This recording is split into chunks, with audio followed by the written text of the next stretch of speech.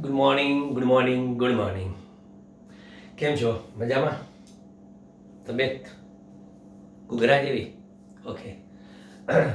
Second chapter એક્સરસાઇઝના દાખલાઓ જે capacitor પરના આપણે બાકી રાખ્યા છે એ હવે આજે લઈ લઈએ. સ્વાધ્યાયના દાખલામાં બોલો તો આપણે ક્યાં સુધી પહોંચ્યા હતા? સ્વાધ્યાયના 2 પોઈન્ટ જરા તમારી પીડીએફ ફાઇલ ટેક્સ્ટ બુકની ખોલીને બેસી જાઓ. મારા ખ્યાલથી આપણે 1, 2, 3, 4 દાખલા કર્યા હતા. 5થી આપણે આજે આવીએ છીએ 5મા દાખલાથી. ઓકે. બે પ્લેટો વચ્ચે હવા હોય તેવા સમાંતર પ્લેટ કેપેસિટરનું કેપેસિટન્સ 8 માઇક્રોફેરેડે છે. માહિતી પ્રમાણે જોઈએ તો C બરાબર 8 પિકોફેરેડે છે, માઇક્રો નહીં. પિકોફેરેડે એટલે 8 ગુણ્યા 10⁻12 ફેરેડે. આ આપણને આપેલું છે. પછી કીધું છે કે પ્લેટો વચ્ચેનું અંતર અડધું કરવામાં આવે અને તેમની વચ્ચેના અવકાશને ડાયરેક્ટ અચળાંક 6 ધરાવતા દ્રવ્ય વડે ભરી દેવામાં આવે તો કેપેસિટન્સ કેટલું થશે? એટલે આ જે છે પહેલા આપણે કહીએ આને C0, કારણ કે પ્લેટો વચ્ચે હવા છે એટલે આપણે એને કહીએ C0. પછી K બરાબર આપણે 6 ડાયરેક્ટ અચળાંક ધરાવતું માધ્યમ રાખીએ છીએ, બરાબર. પરંતુ એમાં પછી D' બરાબર જે પહેલા છે એના કરતા અડધું અંતર કરવામાં આવે છે, બરાબર. જે પહેલા જે અંતર છે એના કરતા અડધું કરવામાં આવે છે. તો નવું કેપેસિટન્સ માધ્યમમાં કેટલું થાય એવું આપણને કહે છે. એક સીધી વસ્તુ છે આપણી પાસે કે કેપેસિટન્સ C0 બરાબર ε0 A/D છે. આ એક. અને માધ્યમમાં C બરાબર ε0 K A અપોન એના માટે કેટલું કીધું છે? D/2. કારણ કે અહીંયા આગળ એવું એક સ્ટેપ વધારે લખું તમને સમજવા માટે. આ D લખ્યું છે ને, તો આ D' પણ D' એટલે ε0 K A અપોન D/2. એટલે નવું કેપેસિટન્સ C બરાબર 2 ε0 K A અપોન કેટલા? D લખી શકાય.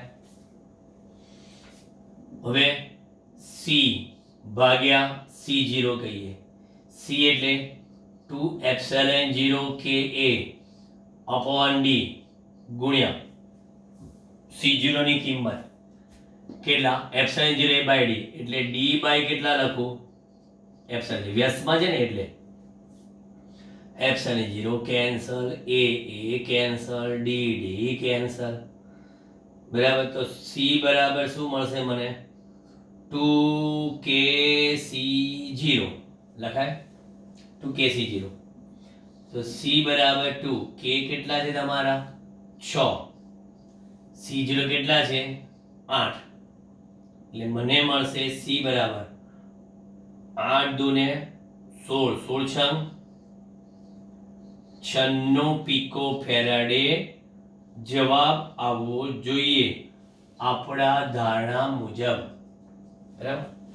96 પિકોફેરાડે પાઠ્યપુસ્તકના જવાબ સાથે ટેલી કરો, બરાબર. 96 પિકોફેરાડે. ચાલો, આવી ગયો જવાબ.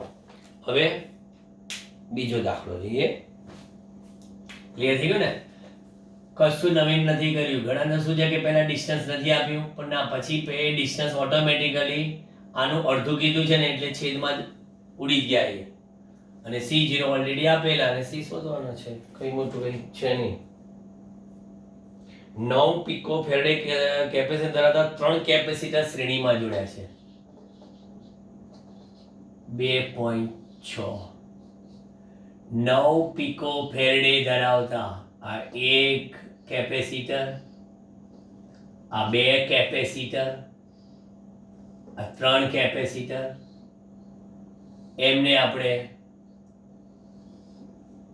આ બેટરી સાથે કે જેને ટોટલ વિદ્યુતમાંનો તફાત વી કહીએ, સિરીઝમાં છે એટલે આપણે વી સિરીઝ સપ્લાય આપેલો છે, આ V1 આ V2 V3 શ્રેણીમાં વોલ્ટેજ હંમેશા કેવા થાય?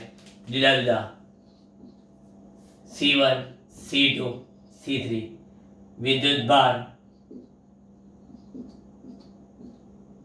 અહીંયા પર Q, અહીં પર Q અને અહીં પર Q. મેં તમને શ્રેણી જોડાણ શીખવાડેલું એ મુજબ જાઓ. અહીંયા આગળ C1 બરાબર C2 બરાબર C3 બરાબર C બરાબર કેટલા છે? 9 પિકો ફેરાડે એવું એને આપેલું છે.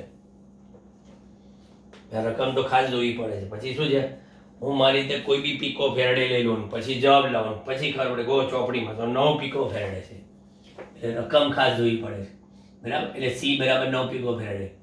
એટલે આ આપણી પાસે દરેકનું કેપેસિટન્સ 9 ગુણ્યા 10 ની -12 ફેરાડે.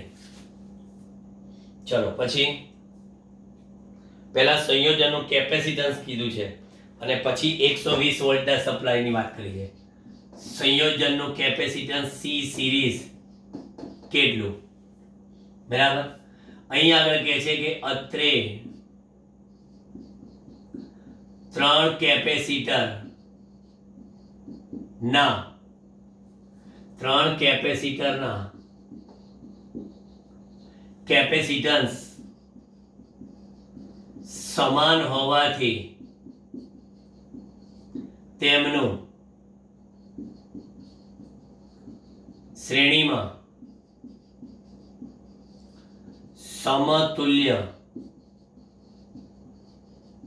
કેપેસિટન્સ C સિરીઝ કેટલા થાય? C/3.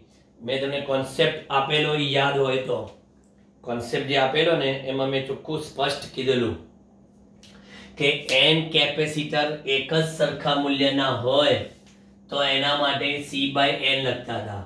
અહીંયા C તમારી પાસે કેટલા છે? 9 પિકો ફેરેડે, એટલે 9 × 10 - 12 અને ભાગ્યા 3, તો સમતુલ્ય કેટલું આવ્યું? 3 × 10 - 12 ફેરેડે, જેને તમે 3 પિકો ફેરેડે પણ લખી શકો. એટલે આ સમતુલ્ય કેપેસિટન્સ થઈ ગયું. સપ્લાય ને વોલ્ટેજ કેટલા આપેલા છે?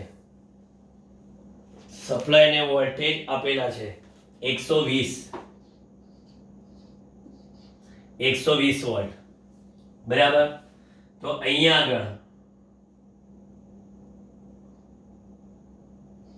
Q અને C કેવા છે?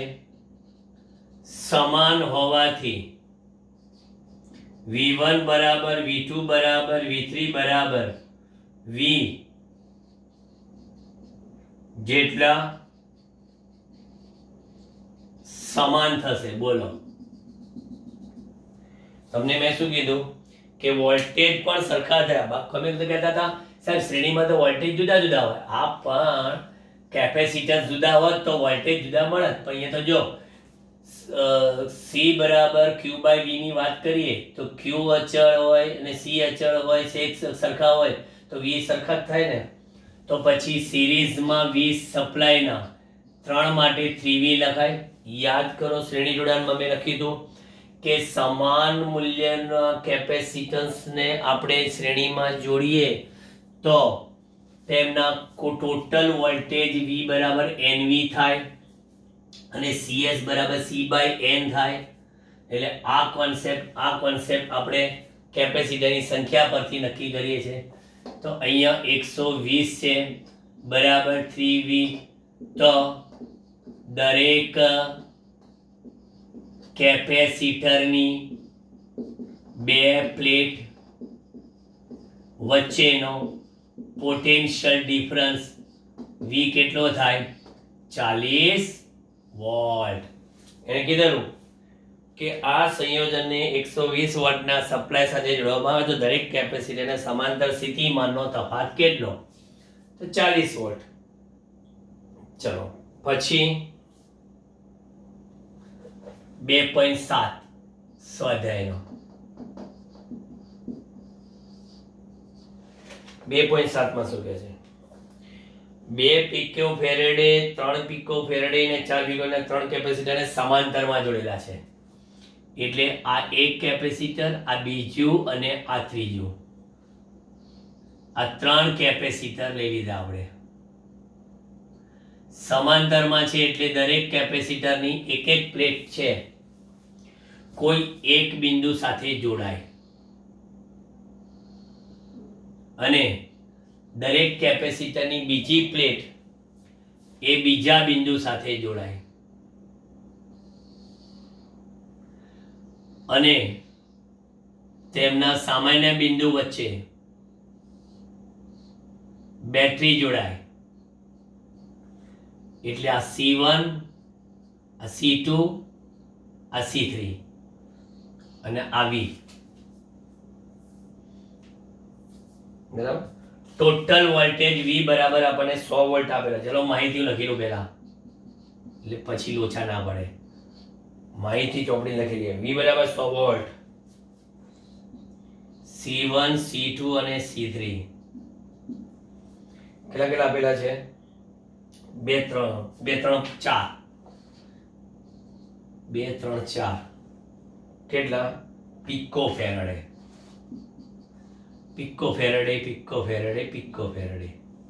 બરાબર. ચલો, એમાં પૂછ્યું છે સંયોજનનું કુલ કેપેસિટન્સ કેટલું, C પેરેલલ કેટલું. પછી આ સંયોજનને V બરાબર 100 વોલ્ટ આપવામાં આવે તો દરેક કેપેસિટર પરનો વિદ્યુતભાર Q1, Q2 અને Q3 એ કેટલો થશે એ પણ કહો.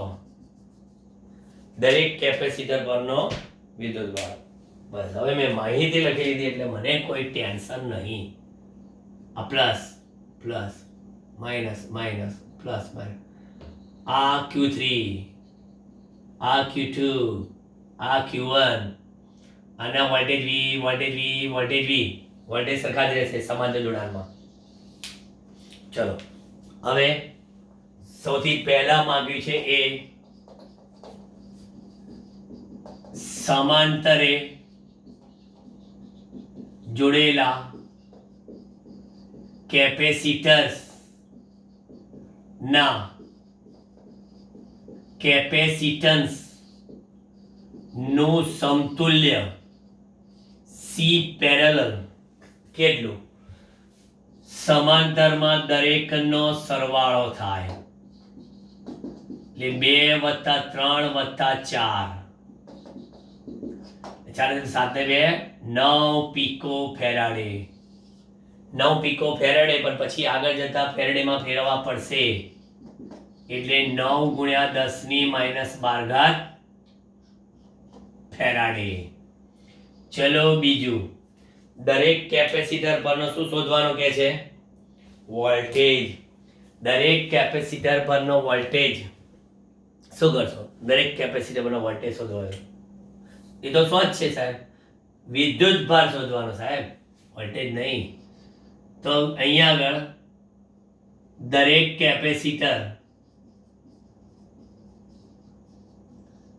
કેપેસિટરની પ્લેટ પરનો વિદ્યુતભાર નંબર 1 Q1 બરાબર Q બરાબર CV, તો Q1 બરાબર C1V. C1 કેટલા? 2 પિકો ફેરાડે. 2 × 10⁻12 અને વોલ્ટેજ કેટલા છે? વોલ્ટેજ આપણે કેટલા? 100 વોલ્ટ કીધા છે. 100 એટલે 2 × -12 + 2 -10 કુલમ. ચલો, એક પતી ગયો. બીજો વિદ્યુતભાર Q2 બરાબર એ પણ સાહેબ C2V. C2 કેટલા? 3 પિકો ફેરાડે. 3 × 10⁻12 × 10⁻2 એટલે કે 100. 3 × 10⁻10 કુલમ. ચલો, એ પણ થઈ ગયું. ત્રીજું ગયું Q3 બરાબર C3V. Q3 કેટલા? 4. 4 ગુણ્યા 10 ની -12 ગુણ્યા 10 ની 2 એટલે કે 100. Q3 બરાબર 4 ગુણ્યા 10 ની -10 ઘાત કુલમ. જોઈ લો છે એકદમ ઈઝી છે. કેપેસિટરના દાખલામાં કાંઈ દમ નથી.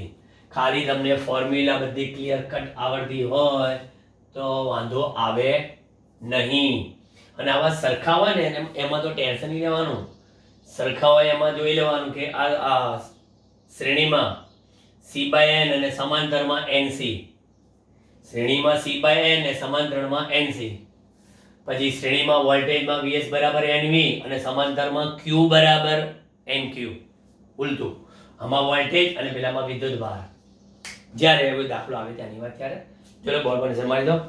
પછી આગળ બીજા બોર્ડમાં આપણે જઈએ દાખલા નંબર 8, 9, 10, 11.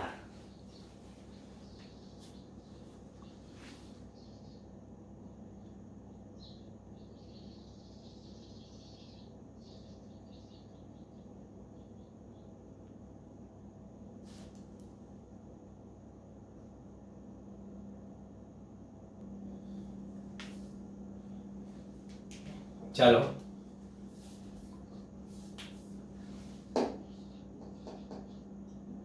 સ્વાધ્યાય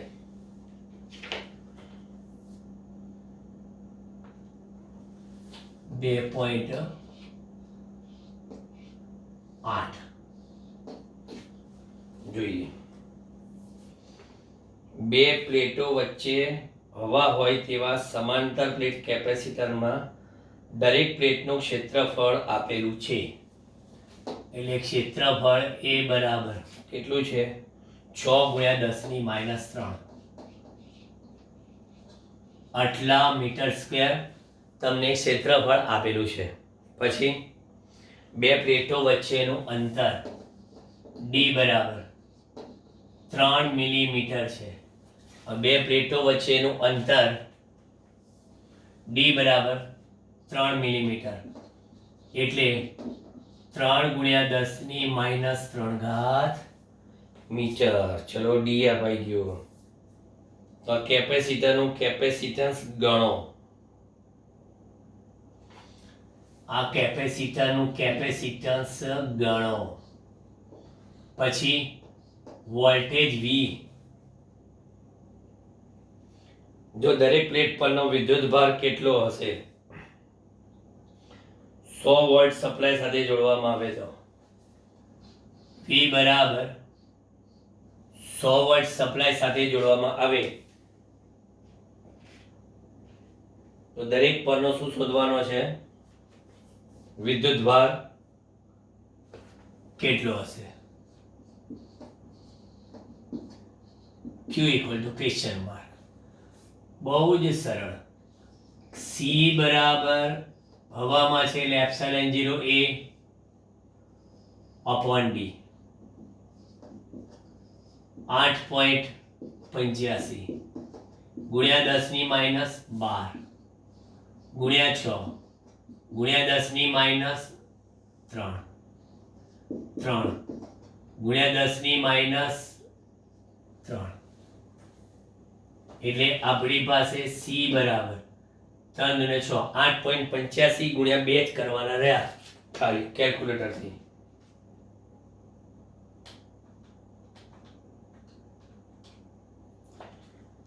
$17.7 ગુણ્યા 10 ની -12 ફેરાડે એટલે 17.7 પિકો ફેરાડે. આવવાનો જવાબ આવે. ચોપડીની પાછળ જોઈ લઈએ.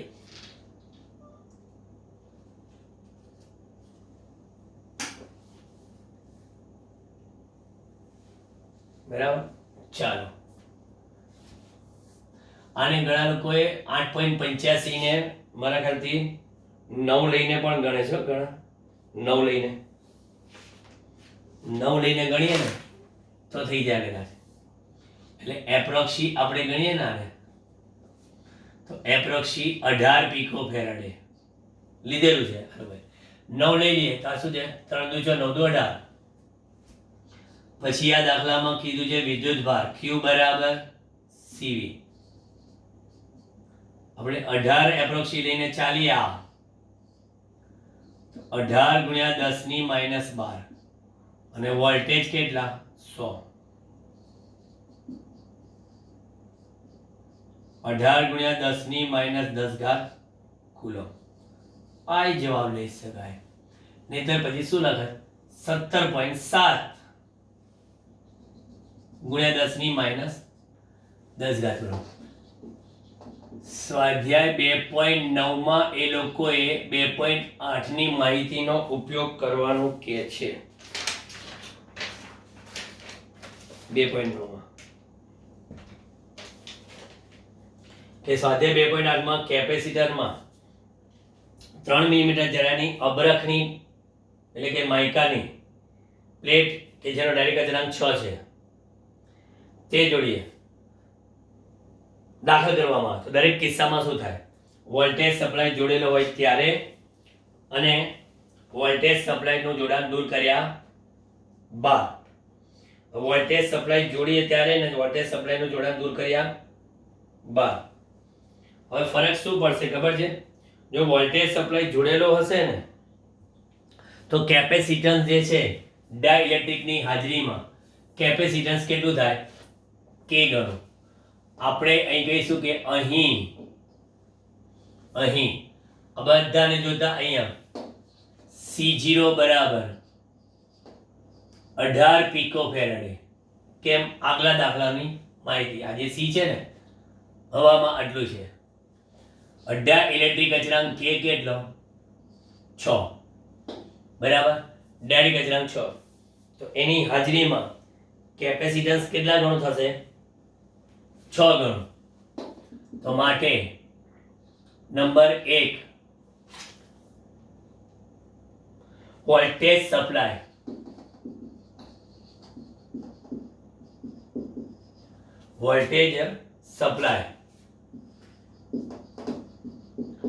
જોડેલો હોય ત્યારે વોલ્ટેજ સપ્લાય જોડેલો હોય ને ત્યારે ડાઇલેક્ટ્રિકની હાજરીમાં કેપેસિટન્સ જે 6 ગણો થયો ને એટલે વિદ્યુત ભાર વધે બરાબર. તો વોલ્ટેજ સપ્લાય જોડેલો હોય ત્યારે કેપેસિટન્સ K ગણું થાય અને વોલ્ટેજ બદલાય નહીં. વોલ્ટેજ એઝ ઇટ ઇઝ રહે કારણ કે તમે એ જ કેપેસિટરમાં બરાબર એટલી જ જાડાઈનું 3 મિલીમીટર જાડાઈનું જ આ ચોસલું છે તો C બરાબર KC0. C બરાબર 6 ગુણ્યા 18 ગુણ્યા 10 ની -12 અથવા તો ચલો 6 ગુણ્યા 18 લખીએ. 6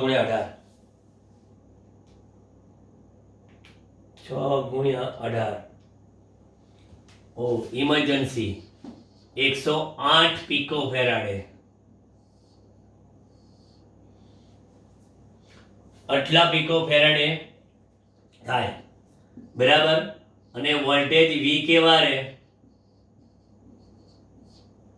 V અચળ રહે બરાબર. વોલ્ટેજ સપ્લાય જોડેલો હોય ત્યારે વોલ્ટેજ V અચળ રહે. પછી નંબર 2 એમણે શું કીધું છે નંબર 2 માં વોલ્ટેજ સપ્લાયનું જોડાણ દૂર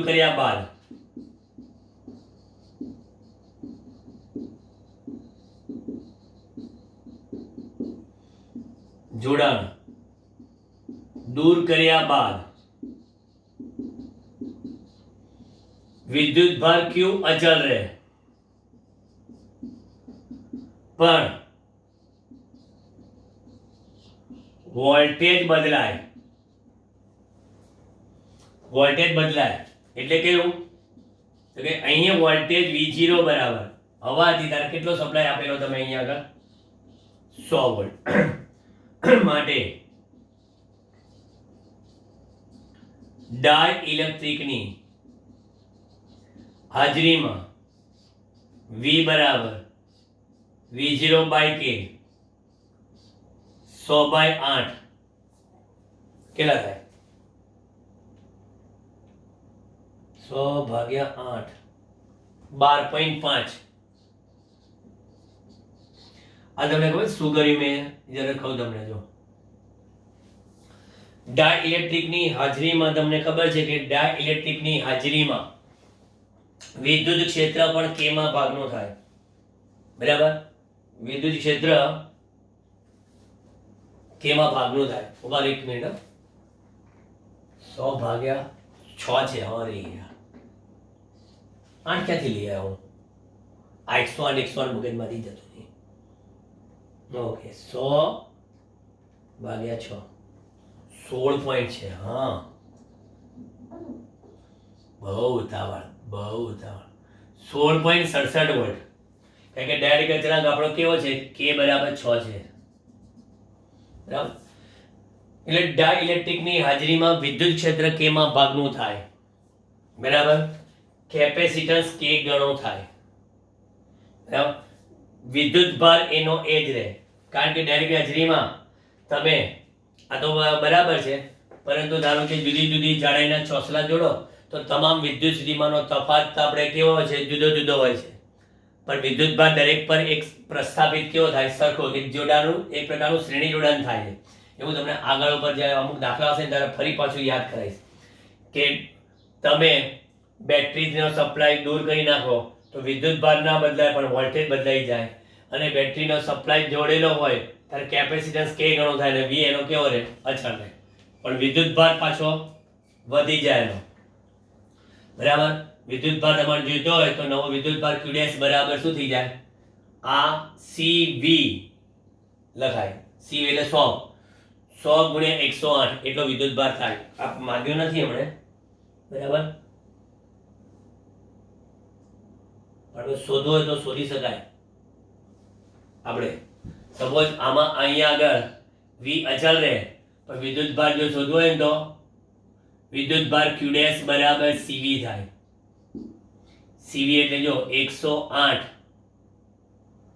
ગુણ્યા વોલ્ટેજ કેટલા 100 એટલે અહીંયા આગળ 10,800 પીકો કુલમ થાય 10,800 પીકો કુલમ કે આ પીકો ફેરડ છે ને હવે જો અહીંયા આગળ 1 2 3 4 1.08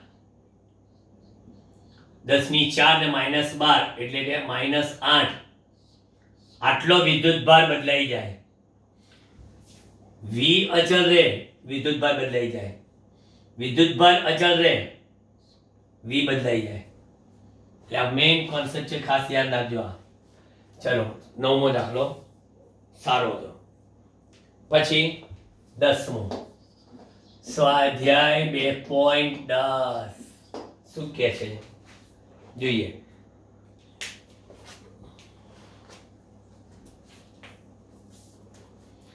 2.10 માં 12 પિકોફેરાડની કેપેસિટર અને 50 વોલ્ટની બેટરી સાથે જોડેલું છે 12 પિકોફેરેડે એટલે 12 ગુણ્યા 10⁻12 ફેરાડે નું એક કેપેસિટર 50 વોલ્ટની બેટરી V બરાબર 50 વોલ્ટની બેટરી સાથે જોડેલું છે કેપેસિટરમાં કેટલી વિદ્યુત સ્થિતિ ઉર્જા સંગ્રહ પામી હશે લો આ તો દાખલી થઈ ગઈ નાના કડી સૂક્ષ્મ દાખલી કેપેસિટરમાં સંગ્રહિત વિદ્યુત સ્થિતિ ઉર્જા U બરાબર હાફ cv² હાફ 12 ગુણ્યા 10⁻12 50 નો સ્ક્વેર એટલે કે કેટલા 50 નો સ્ક્વેર 2500 એટલે અહીંયા આગળ આપણે સીધા 6 વડે ગુણી નાખીએ એટલે 6 ગુણ્યા 2500 એટલે 15,000 ગુણ્યા 10⁻12 એટલે કે 15 ગુણ્યા 10⁻9 જૂલ આ એનો જવાબ આવતો હોય જ છૂટકો જ નથી બરાબર એક પોઈન્ટને કાપો તો હજી લખાય કે 1.5, કારણ કે આપણે એમ જોઈએ 1 2 3 4 એટલે કે 1.5, તો પછી અહીંયા આગળ -8, કારણ કે પોઈન્ટ લગાવ્યા 1 2 3 4 પોઈન્ટ કાપ્યા, 4 ઓછા થઈ ગયા. બહુ જ ઇઝી દાખલા છે. આમ કંઈક આમ એક્સ્ટ્રા ઓર્ડિનરી નથી. હા, એડિશનલ એક્સરસાઇઝમાં દાખલા અમુક બહુ જ મસ્ત છે, એમાં તો મજો પડી જશે એડિશનલ એક્સરસાઇઝમાં. તો આ તો બધા સામાન્ય કક્ષાવાળા વિદ્યાર્થીઓ માટેના દાખલા છે. તમે તો ઉચ્ચ કક્ષાના વિદ્યાર્થીઓ છો. ચાલો ઉધારી લો, ફોટો પાડી લો. એટલે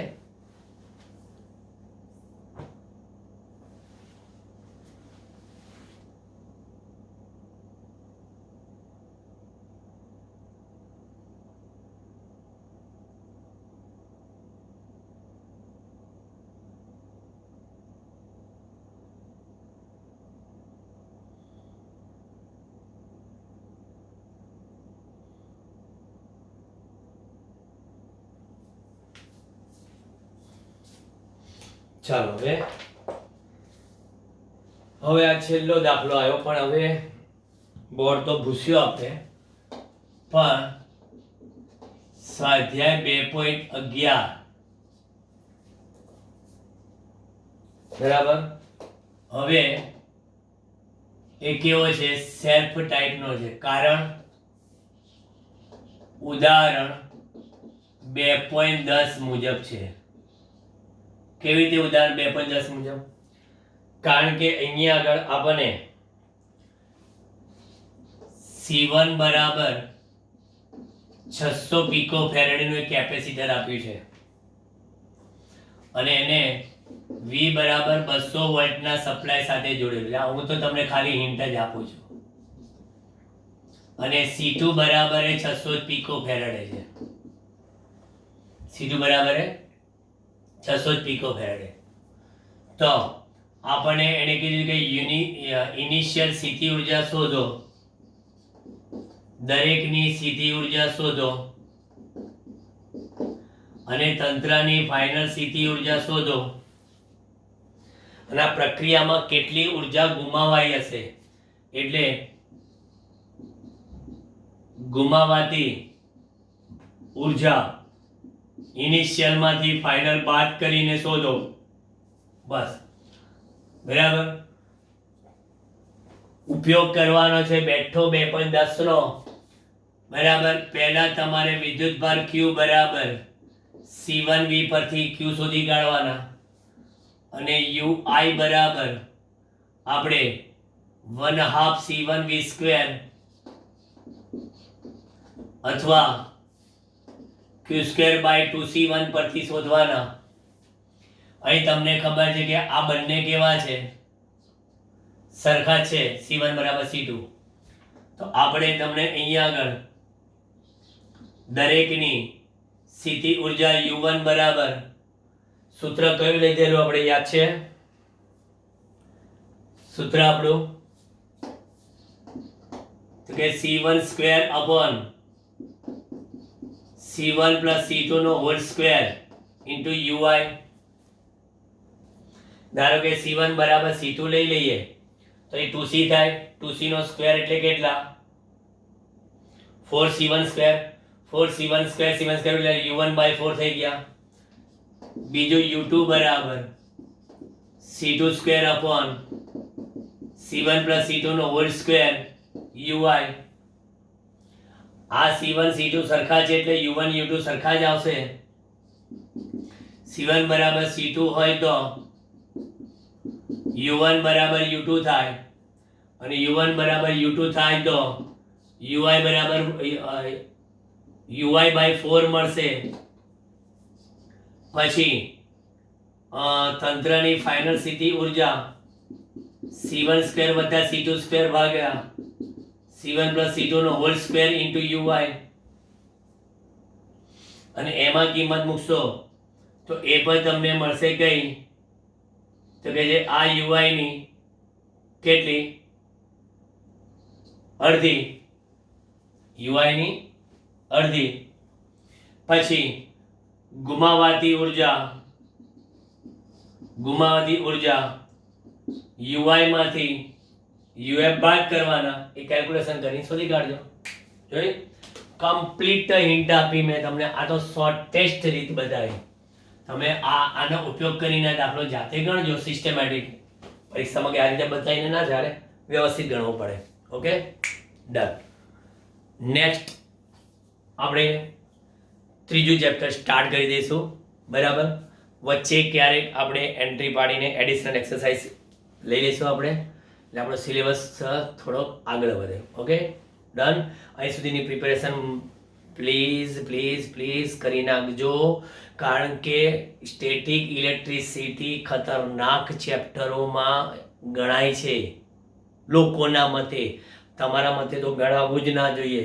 તમને તો એમ જ કે સાહેબ અમને તો સાવ ઇઝીએસ્ટ ચેપ્ટર લાગે છે, પણ એ તમે વારંવાર પ્રેક્ટિસ કરો, કોન્સેપ્ટ જુઓ, અને આપણા કોમ્પિટિટિવના જે લેક્ચર્સ આવે છે એ પણ રેગ્યુલર ભરો, તો તમારે સહેજ પણ આ 2 ચેપ્ટર્સમાં વાંધો આવશે નહીં. ઓકે ચલો બાય બાય.